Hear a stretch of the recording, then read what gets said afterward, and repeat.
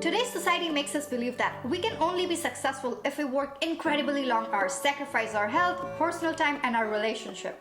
Grant Cardone, a self-made millionaire, disclosed that if you ever want to be a millionaire, you need to stop doing 9 to 5 and start doing 9 to 5. Gary Vaynerchuk, founder and CEO of VaynerMedia, said that startup founders should put at least 18 hours a day on their first year to succeed. With a desire to prove ourselves, we push ourselves with excessive drive. Our hustle mode is on and we start working long hours with an inability to switch off. Sometimes not even bothered by working on weekends. We then start neglecting our basic needs and self-care. We don't have time for non-work related needs.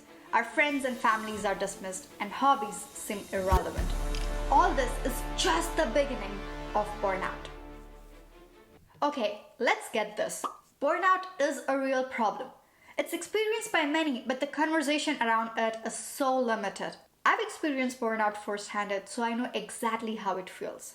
Not only is it damaging to your business, but can also harm yourself, especially if you're in the game of entrepreneurship. If you fail to stick to the process for long term, you might just end up quitting too early, even before you earn back the money you invested or make some profit. Therefore, business owners and entrepreneurs must avoid burnout at all costs. If it hits at wrong time, you might just lose your whole business. And why only entrepreneurs, even employees? 75% of workers have experienced burnout at some point in their life. Perhaps you might have felt the symptoms too.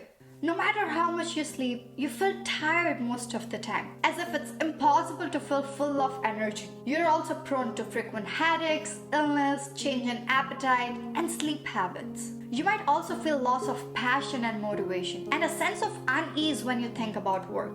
Basically, you dread going to work. Perhaps failure and self-doubt always lingers around you, making you feel helpless, hopeless, cynical, and resentful. There might also be some behavioral signs like using food, drug, and alcohol to cope. You might also notice drastic drop in your productivity due to procrastination, withdrawal from responsibilities, or skipping work. But it's not like one day you wake up and realized you're burnout. It's the compound effect of habits and actions that we have cultivated over time. The needs that we've ignored that has led us to feel inner emptiness, anxiety, lost, and all of those symptoms. So think of these early symptoms as red flag that something is wrong that must be addressed. If you pay attention and reduce your stress, you might prevent a major breakdown.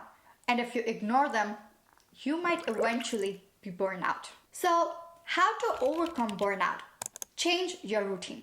Your change in routine does not need to be complex. Start with including healthy food in your diet, stay hydrated, some movements, and get regular 8 to 9 hours of sleep.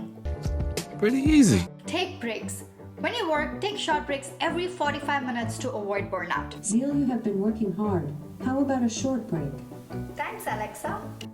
Take longer day breaks from your routine, maybe setting aside a day to rest and relax. And when needed, take even longer breaks. Go on vacation to fully recharge and forget about all the problems. In fact, time away from work is a great opportunity to de-stress and get away from work burden.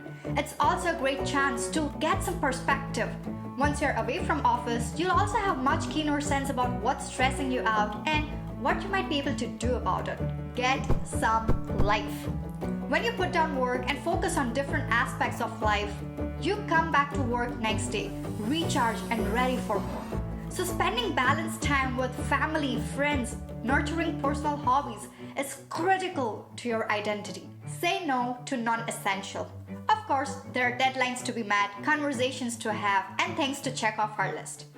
Everything might seem urgent and pressing, but setting boundaries help us know what things need to be done right now and what can be eliminated. As Tim Martin, partner at DLA Piper, said, I think one of the things I wrestle with and the reason why the whole work-life balance conversation is being had is that it's hard to say no. It's hard to take a step back and say, this is what I already have on my plate. So next time you ask me anything, my answer will probably be no, no, no. Just kidding. And lastly, build a support system.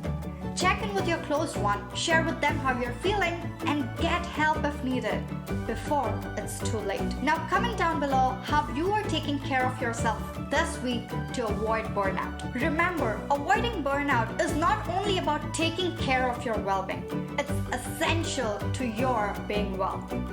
True success lies in our overall state of being and should never be at the cost of our physical or mental health. So do everything in your power to protect your well-being and avoid burnout.